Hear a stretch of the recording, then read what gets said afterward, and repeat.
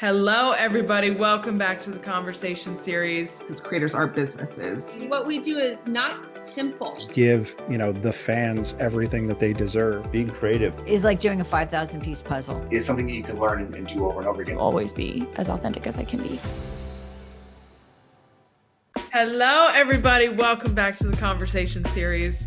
I am absolutely thrilled today to have Miss Mary Crippen here with me. She is a teacher in Miami-Dade County public school system, but she's the co-creator of NFeLementary, which I'm so excited. NFL and elementary and education coming together. We're going to get into all of this and what all this means, but if you are on TikTok and you have seen any of these videos, it's absolutely incredible what you have done with your classes and what you have brought into it, just bringing sports and school together. I first want to get into and have you share your story behind becoming a teacher, but also the sports girl inside of you. Like, where did sports and your passion start? Sports was I think straight out the womb. I think I have two older brothers. I mean, they're highly competitive and we're very close in age. So it's like we're each 2 years apart. So growing up, I'm the baby. So I'm always in competition and I wanted to be better than them. Like, I remember they were playing Pee Wee football and I did cheerleading and I was like, I want to play football. And it was that time period where girls did not play tackle football. My mom was like, no, you could cheer for them on the sidelines. And then a neighborhood full of boys. I mean, I don't know what it was. I did dance. I dabbled in everything. My parents were very good about exposing me to everything, the music, the sports, the dance, the hip hop. But sports is what I loved. I played softball for 10 years. I ran track, volleyball. I didn't actually get into football though until college. It's when I first tapped into flag football. And now with flag football being on the rise and it going into the Olympics, it's like, man, I wish I had that accessible to me when I was in high school. Because my old high school has a flag football team and they just won states. And I'm like, if only that was, but I'm so happy to see it progressing the way it's progressing for women. But yeah, I mean, ever since I was a little kid, my mom, as you know, she's the other co in NFeLementary. She's a big sports girl. I mean, she didn't play sports, but she loves sports. She did a lot with sports in her classroom. We went to the University of Miami football games. We had season tickets. We went to their baseball games. I mean, our summer vacations were going to baseball tournaments and softball tournaments. That was it. So I think sports it's how I grew up. I was always on a team. So I learned so many of my life lessons just from being on a team. And I think it's so valuable being on a team and learning how to work with others and learning how to work with coaches that are your style and aren't your style, because it sets you up for life when you have bosses that might be ones that you jive with and ones that you don't jive with. You learn so many things being on a team so early on that you don't even realize that you're learning. But yeah, I mean, I've been gung-ho. I mean, there was times when I was wearing my brother's Shaq shoes and basketball shorts and football jerseys everywhere. That was the outfit. My mom, and it was good for her. She just let me be me, I wanted to go out and play with the boys. I wanted to get dirty. I wanted to be out all day. And that's how you have it. Now, where did teaching come into this? Your mom, is a teacher as well, but yeah, was the teaching passed on to you? Where did your passion start to be the one that's standing up in the classrooms? I never wanted to be a teacher. And it's funny, I tried to do anything I could to avoid being a teacher, just because it was my mom and I are very similar, but we're very, very different at the same time. She's very type A. I'm very ADHD type B. I remember she taught for 38 years. So I'd go in the summers and, for whatever reason, it was always me. It wasn't my brothers that had to help her. It was me that went into the classroom in the summers and helped her set up. And I hated it. It was put the textbooks on the desks. And I'm like, oh, I'd do a couple and then I'd start rummaging through her desk. And she's like, stop touching my desk. And it's I wasn't one that wanted to play teacher. I wasn't one that wanted to being a standard educator. I was just it never really piqued my interest. I mean, but as I was, in high school, in middle school, I always babysat. and I was a camp counselor and I loved it. Like I just loved being with the kids and I was so good at being with the kids. I really connected with them, especially the older kids. I mean, I could work with kids all day. It was like whenever I was out and about, whenever I was at baseball tournaments, I was the one like wrangling up the little kids, like all the siblings that were younger than me. And I remember when I went to FSU, my dream was like, I'm going to be I'm going to be in sports medicine and I'm going to be on the sidelines and I'm going to be the ones that's helping these guys like in sports and I'm going to be like fixing them up and taping them up because I did we had a senior class my senior year of high school that was like physical therapy, like your last period, and like I would tape people up and it helped me for volleyball games. Like I'd get taped up, I'd help the football players, the basketball players.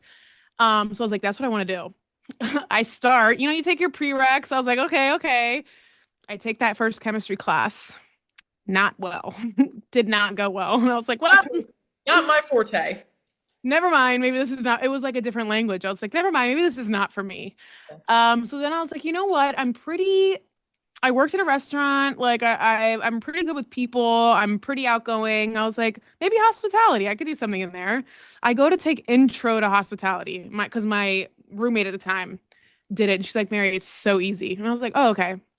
I get a C in it. And I'm like, my mom's like, who gets a C in intro to hospitality? And I was like, I don't know. Like, it didn't pique my interest and it just wasn't. So I tried everything in the book. And then I was finally like, I remember it was sitting at a Marlins game, sports. And I was with one of my brothers and my parents. And I was like, I think I want to apply for the elementary education program. And my mom's like, oh, okay. So I did it. And I actually didn't make it into to elementary ed, but I made it into the early childhood education, which is different. It's pre-K to third grade certification, which early ed is K to 6. So still education. So I did that and I ended up loving it. I mean, it was hard. It was very, very hard in the sense that there were some teachers that I enjoyed. And there was I am such a visual learner in conversation. And it was like, I mean, I even tell teachers now that are going through it, there's so much that you don't learn until you're in the classroom. Like there's so many classes you take that are like, what did this class really teach me? Like you're writing like 20-page lesson plans and it's like, really? Like my lesson plans are like handwritten, like we're doing this, we're doing this, we're doing this. But yeah, I mean, I literally tried to avoid being a teacher, but then at the end I couldn't avoid it because I loved working with the kids and it was my favorite. And it's not the most glamorous job in the world, but it is the most rewarding job in the world. And hopping right into this, and I want you to set the stage for kind of just what this is, first of all.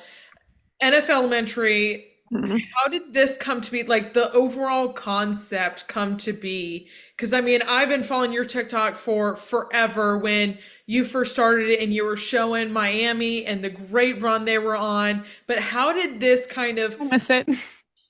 What a terrible season we had. Okay, sorry. I'll talk football all day with you. I will talk it.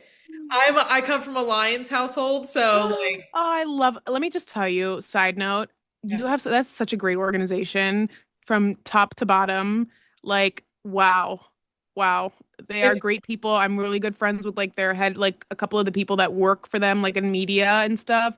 Just, they are incredible people and they just love their team. Yeah. My dad's side of the family is from Michigan, so grew up in a big, you love your Detroit everything. You guys went through it. I mean, you had to suffer. We went through hell last season. Yeah. We went through it. But it was one that I'm like, Dan Campbell, I said all the time, I'm like, Dan Campbell, he's the biggest teddy bear, but if he was ever chasing me, I'd be scared because he is. He's the nicest. I met him recently. He is the coolest guy in the world. Chugging a beer, eating a big plate of food. Little dogs. Yeah, his wife is the nicest woman in the world. So genuine, like they're awesome. Yes. Yeah. But walk me through how this concept came to be and how it started. Started with my mom. It started many years ago. She taught fifth for a long time. That was her baby. And she had a group of boys that for 1 year, that really wouldn't take to anything. And she's like, well, you're not going to work. Watch. So she said, you know what? Like she created this entire thing where you're not going to do my math homework, you're going to do this homework. So she created NFeLementary. It wasn't called NFeLementary. She just kind of created them drafting teams, and that's where all the concepts. So she created it. I mean, she is the backbone of what it is, and she's the one that put it all in place. And I remember, I mean, she did it for years, and I had friends that had her in fifth grade. Of course, I couldn't have her. And they are still Chargers fans to this day because they drafted the Chargers, that are still Eagles fans because they drafted the Eagles. And they're still like in contact with my mom, and they're texting my mom, like still traveling to Lions games when like it was so long ago that when they drafted the Lions, they were suffering. And she has this story where there was a kid that drafted the Chiefs, and he was like crying, crying, crying because they were terrible when they drafted him. And then, they started getting good. And now he texts her like, I'm so happy. But so she created this. And I just always remember being like, wow, it's what I needed as a kid. And to get those kids excited about something was really cool. So that I knew that when I wanted to become a teacher, I always wanted to infuse sports some way, somehow, not just because she did it, but because it's what I know and it's everything that I've learned. NFL, her program seemed like a big beast to me at the time, so I didn't dabble with it until last year, and because I shifted grade levels a lot. But yeah, last year I just decided to go for it after doing what I did small with the Dolphins, and it's been incredible. I mean, at first I taught first grade. And so in my first year of teaching, it just seemed like a lot, and they're babies. And, first year teachers, you have so much going on. It is so hard to incorporate it. And then I moved down to kindergarten, and I loved kindergarten. It was great, but it was like, it's draining. It was such a rewarding experience. I loved those little babies. But when I moved to third grade is when I was like, oh, this is really cool. And I remember it was the first week of school, and I'm going, in my fifth year of third grade. And it was, I overheard two kids talking about football, and one of them was arguing about Patrick Mahomes. And I was like, oh. And it was like right when Tua was on the rise, the big whatever. And I started, debating back, and I was like, okay. And it just, one thing led to another, and the Dolphins schedule ended up being on the board. So I just threw up the Dolphins schedule on the board.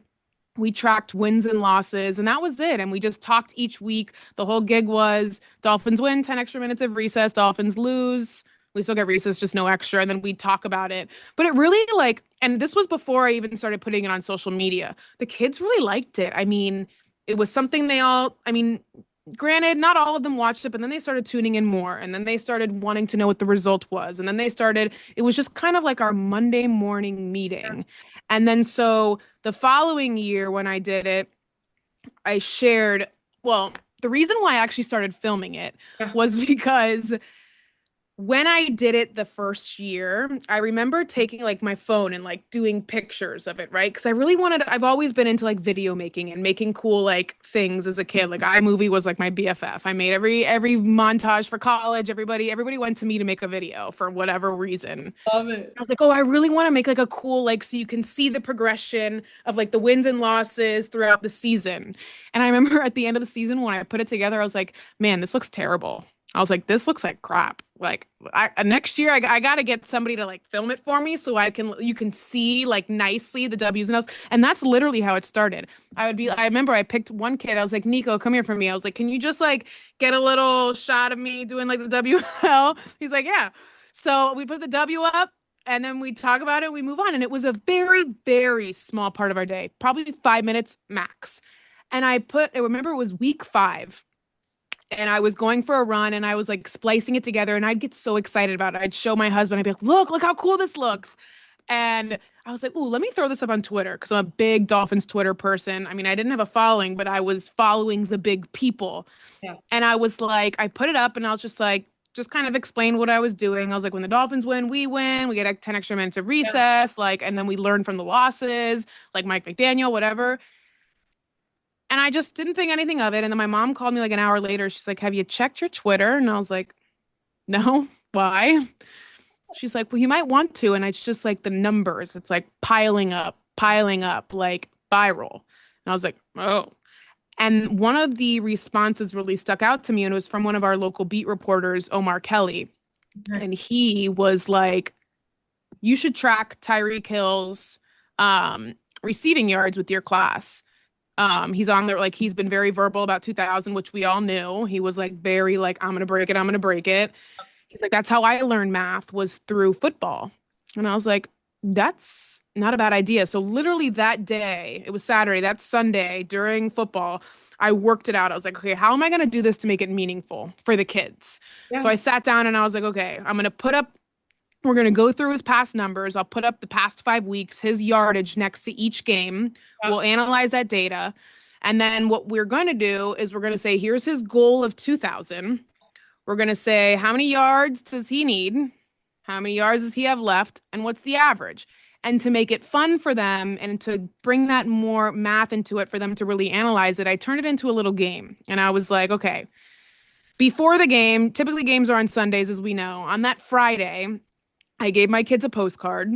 They analyzed his past numbers and they had to try to predict what his yardage would be for that upcoming game. And they'd write it down. And, it was a big discussion beforehand. Like, obviously, we're not going to predict 500 because, at first the kids get like crazy because like 500 is not a realistic number. And by analyzing his past data, they were able to really like lock it in. Yeah. And then so that following Monday, we'd come in and I'd have all their note cards. And I'd go through we do the math first. We'd total up. Okay, let's add his new number. Let's see his total. How many more does he have left to get to it? Now, what's the average he needs per game to get to his goal? And then I'd go through their note cards to see who was the closest. Whoever was the closest got like a little treat. And if you got it exactly, you got a no homework pass. Me thinking, there are people who spend their mortgage doing this, who for a living try to do this. I'm like, there's no way these kids are ever going to get it right on the money. Yeah. I gave away 6 homework passes that year.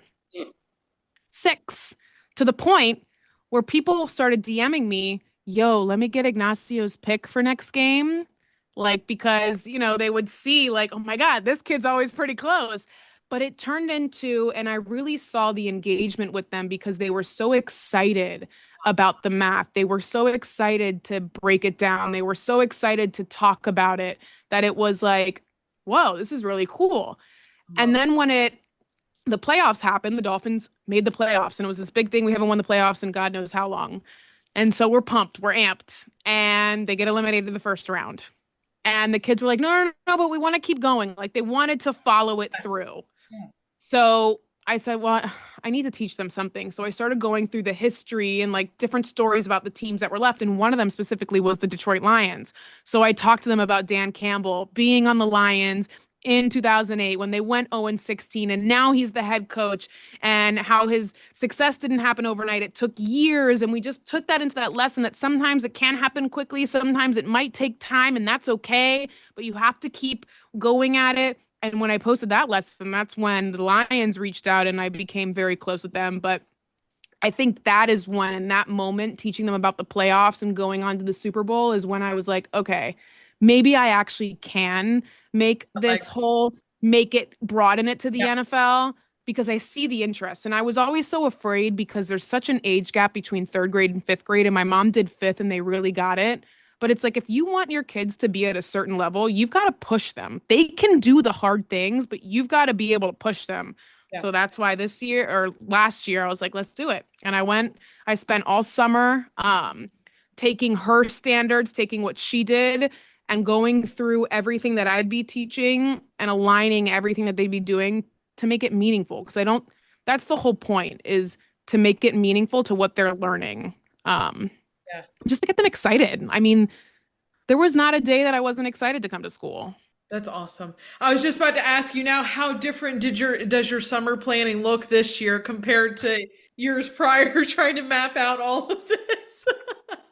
Well, last year was busy because I was mapping out everything to do. Like, it was a mess. I don't think I stopped. I was at school every single day, and our new Tua field was being built.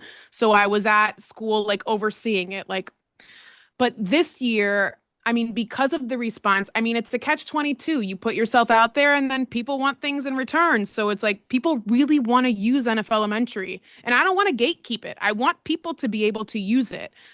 That's the whole point of this, is to get this to other teachers in other states. And like, I want to create this community where it's like, there's a Bills teacher and there's this, and we're all like, but then it's the pressure of getting it available to people. And then like, there's self-deprecating thoughts of me. I'm so type B and ADHD, but at the same time, when it comes to things like this, I'm very perfectionist. Like when I do my videos, like I take time editing them because it's like, no, I don't want anybody else editing them. I want to do it because like I know the right points to like make the big transition. Like I know what I want. And it's like, is it going to be good enough? Or are people going to be okay with the product? Is it what they're expecting? There's so many thoughts that are like, what if it isn't what people think? And what if they don't like it? But it's just, my mom and I have been talking through it. She's like, you just got to give it to them and they can do what they want with it. But yeah, so that's what I've been working on this summer, is getting it available to people to purchase. Yeah. But then it's also like scary because that's why I went with a lawyer, because it's like to protect it and to protect NFeLementary and to copyright it. Because there's so many people, what I've learned on social media, that will take things and claim it as their own. Yeah. Like, remember the guy with like demure? I mean, not that like that's a word, but like somebody literally trademarked that before him. Like, it's crazy. People are crazy out there. Yeah. But like, I wanted to do it the right way, in a way that, so that's what I'm working on now. How are we feeling about Miami's schedule this year? Are we feeling okay about it? Are we stressed already? There's no expectations. Never going to happen. And it upset me when there was like, they had these press conferences, I think it was like OTAs or whatever. And they're like, the culture has changed or whatever. And it's everybody's on board. And it's like, we've said this every year, right? And now the players are like, oh no, but we lied years prior. Now we're telling the truth. It's like, come on. I mean, it's just one of those things that we'll see it. What happens? I mean, 2023 was our year, but we were decimated by the time we got to the end. But like, they were so dominant. It was insane. It was crazy. Oh.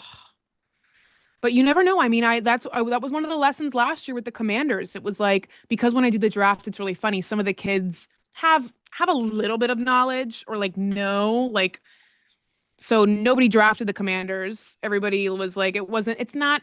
And if you don't know anything about football, because the kids, all they see is like the helmet and the name. When you look at the Commanders helmet, you're like, there's nothing really exciting. Like, especially to the girls, it's like, there's nothing fun for me to draw. There's no cool colors.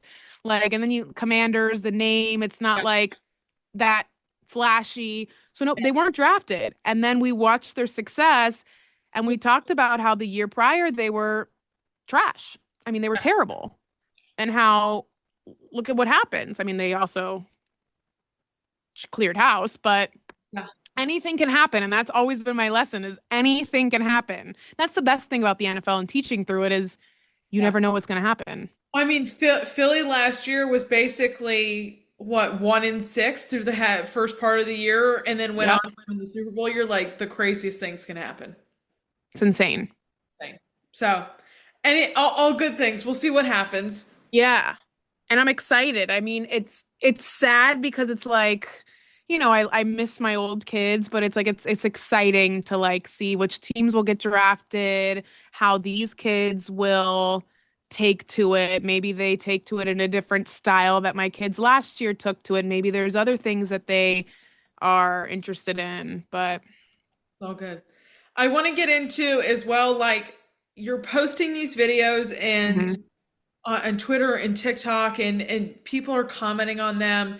What did it feel like when you start seeing, all right, the Miami Dolphins are kind of interacting and are sending stuff? All right, now we've got other teams. What is kind of that feeling of like, we've got something that now that not only are these kids resonating with, but these teams are saying, hell yes, this is awesome that you're doing this. It was pretty wild. And it's funny because it's like, when you see like the first comment, I mean, it actually happened for me, and I posted a video about it when I said thank you to Jonnu Smith and Jalen Ramsey. Yes. I think Jalen Ramsey was the first biggest eye-opener to me, because I was very new. It was like a couple months into me sharing things. I was still just a Miami Dolphins teacher, like kind of just known locally. and getting a random DM from a player himself on a Saturday night saying, "Hey, I'd like to would you and your husband like to join me at the game tomorrow and sit in my box with my family and my friends?" And I'm just like, "Why? Like, why? Why me?" And he just expressed his appreciation for educators, and that's where I was like, "Wow, like this is really cool." And then seeing the response from the teams this year has been insane. I mean, and people will always ask me, they're like, what'd you do to get them to send you a gift? Like, what do you have to, what letter did you send them? And I'm like, nothing, Sent nothing, 0 letters. Yeah. You are when we nothing. were kids and we sent letters to like teams and we're like, they'll send you back like a sticker. Yeah. So But my kids did send like an intro letter just to their team, just to say like, "Hi, my name is blah, and I'm tracking your team," just to practice their writing. But it wasn't like I love that. oh yeah, it was great. They learned how to address an envelope. What that took all day, all day. Um, but yeah, I mean, and it's cool because not just that the teams like continued to follow up and continued to show up for these kids and continued to want to be involved because that's where it starts is with the kids. I mean, and you see now a lot of these sports organizations, a lot of these professional leagues, the NBA, the MLB, the NFL, they're at a tricky time period because when we were growing up, we're fans of our teams because that's what was on, right? We're sports fans because our grown-ups were watching it and we're watching it, and so we were naturally engulfed into it. But Yeah. now these kids can pick what they want to watch. Okay, my dad's watching football on TV. I'm gonna go to the other room and put on Netflix and put on this, or I'm gonna go on YouTube and watch this. They don't have to watch football anymore. So it's like, how are we gonna create this next generation of fans? So it's been super cool to watch that happen. Love that. But yeah, it's been really cool. I've learned a lot about different organizations through this. But I also have gained I think I've learned a lot through this, where coming into this, I was just a Dolphins fan. Like, I don't like the Bills. I don't like the Jets. I don't like the Patriots. Like, but then when they start doing these things, and then I start diving into their organization, and then I start connecting with these people, it's like, how do you not like them? It's like, when the clock starts ticking, I don't like you. I want us to beat you. But afterwards, like, I love the Bills organization. Like, and it's so people like, and I have to separate me as a Dolphins fan and me as a teacher and an educator. And because it's just what Bills Mafia does for other organizations, how they donated to Tua Foundation, how they donated to Mark Andrews Foundation. Like, there's such great things that come out of it.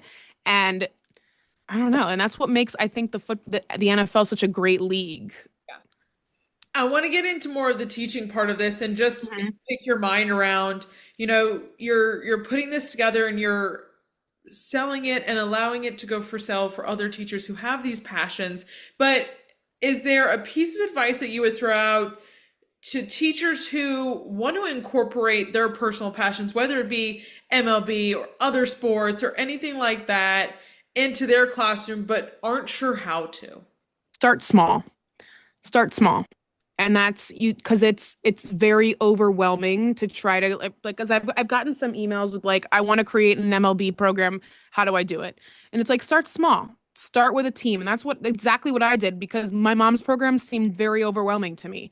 It seemed like a lot, and I'm all over the place where I couldn't sit down and just do it. So I started with the Dolphins, and it was very random, and we just tracked it, and then it built from there. Track wins and losses, talk about the game, throw in some math, throw in some geography, and then let it build from there. So yeah, starting small and just going from there, I think, is the best advice I could give. I love that. I think NFL is such an easy one to do it with. You start thinking of MLB, and I'm like, oh my God, those calendars and those schedules. Well, and NHL too. people, I'm a big NHL girl, so. oh, yeah. And people are like, do it with this sport next. Like, do this sport. Like, people are wanting me to do a different sport every year. And it's like, no. First, NFL is my passion. But the greatest thing about the NFL is it starts and ends within the same school year. And when it ends, there's still so much time to debrief it after. And there's still so many activities you can do with it.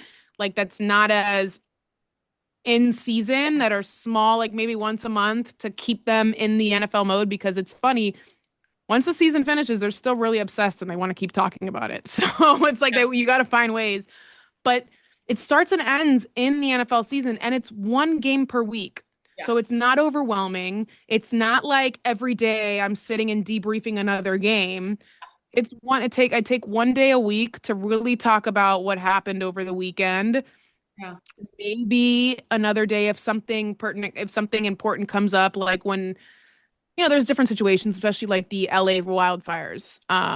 When that happened, I decided to take it in a social studies lesson. We talked about wildfires, how do they start? We're in Miami. Wildfires, I mean, we did end up having one in the Keys afterwards. But they're not really normal here. So we talked about what creates a wildfire, how they spread. We looked at live footage of LA and talked about that. And then we tied it into sportsmanship because the Arizona Cardinals, the Rams' division rival, offered their stadium to their division rival. And that brings it back to the NFL at the end of the day is a big family. And yes, you have these rivalries, but at the end of the day, they are a league that look out for each other. They respect one another, and that's yeah. With all the different incorporations here and all these different subjects, what changes academically, socially, or even emotionally have you seen in your students as a result of this NFeLementary? There's so many. I think socially, it's like a little locker room. And I've seen this change massively, especially more so this year. And I credit it to the NFeLementary. Yeah, when I did the Dolphins, it was like we had like big common ground. But with all of them drafting teams, eventually each of them started playing each other. So then you have maybe this little girl, maybe this little boy that maybe would have never interacted. Because there's times in classes where we've sat in it, it's like, oh yeah, that kid was in my class, but I don't really know. I never talked to him, right? These kids connected with each other all the time, whether it's to be like, oh my God, I played you, or I lost to him too, or I did this. I mean, I had two kids, my Lions and my Bills fan, Maxine and Sam. They had play dates to watch a game together because of, right? I mean, there was friendships. I mean, they could, and it got to a point where like, it made it really hard for me to do a seating chart because no matter where I put anybody, they were all yapping with each other. But I counted that as like, you know what, that's a good thing. I got them. We argued like a family, but we made up like a family. I mean, it was a true family. And I think socially, it was really cool to watch them come together and celebrate each other for their differences and to maybe talk to somebody they normally wouldn't have talked to. Emotionally, I think with third grade, it is such a rigorous year, especially after football season with the testing and the state standards and the retention year, that following the NFL and the ups and downs of life and the life lessons that you can learn from teams, from individual players, from situations that happen, for a moment out of the week, they were able to not think about their academic needs and what they need to do to pass third grade and what the pressure that they have, but they were able to look at other people. They were able to say, oh, this person also had a rough moment and they got out of it. I can too. And they were able to make those connections so that when it came time for them to really put the pedal to the metal, they had that will to do it. And academically, I mean, it was insane to see their growth because they were wanting to read, they were wanting to come to school, they were wanting to do math, they were reading articles. I mean, they'd get out their computer and read articles on their team. I mean, it's high vocabulary and they were working it out. They were just excited. What is next for y'all? What do you want to continue to see happen with this program and going into your classes and doing? I mean, what's next for me right now is to do the same thing that I did this year. What I hope, and for this year with selling it, my goal is because I never wanted to sell it and just like let teachers like go. I want it to be a community where people can, because I get so many questions all the time. And it got to a point where some of the videos would get so big that I'd miss things. And I want to be able to be there for teachers that are starting out. Yeah. So like I am going to do, whoever purchases the curriculum, I'm going to make a private Facebook group.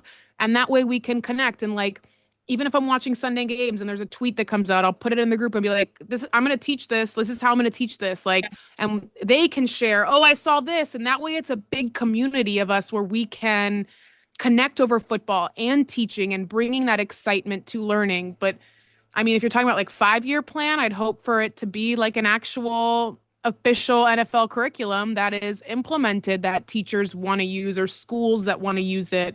I mean, that's a stretch, but you never know, dream big. But yeah, I think the more people that use it and see it, I mean, teaching is hard. It is not easy. And there are real things. I mean, there are the students. I know that I make it seem like it's sunshine and rainbows what I'm doing, but it's not easy. I mean, there are days, there are long days, there are hard days, there are days where things aren't working. Yeah. But the one thing is with the sports is that when we come together, it ignites a fire. It reminds me of my why and why I do it, so that when those hard moments come up, it makes it's okay. And you get through it. But yeah. One of my best friends is a teacher, and I praise y'all for everything that you guys do in a classroom every single day, because you are thrown into some challenging situations sometimes where you are equipped to, put these lesson plans into these kids' hands and try to teach them as best as you possibly can. And it's oftentimes we look back and we're like, God, we were little shits when we were in school, and I feel God, we were horrible. The things that we did. But even now today, having to juggle all of the things that are happening in society, it's just, I praise y'all for the things that you have to juggle and work through, because it is not easy. No. And it's tough. And there's a lot of, and that's why sometimes, like, even with the NFL, I can sort of brush on some of the things because some things come up and where I can have open conversations with the kids about certain things, but it's still hard. I mean, and they're little, but the internet they're exposed to so much. I feel like the third graders now is like how I maybe was in fifth grade. Like, there's so much more advanced in what they know, and not a good way, where they're not as pure minded, where you're having to be like, wait, what did you just say? Like, what? Yeah. So it's a lot of holy moly. Yeah. I'm 28, and now looking at the kids who the age that they were getting a cell phone, I'm like, no. Well, and when we got cell phones, let's not kid ourselves. It wasn't an iPhone. It was a little flip phone that you did T9 texting.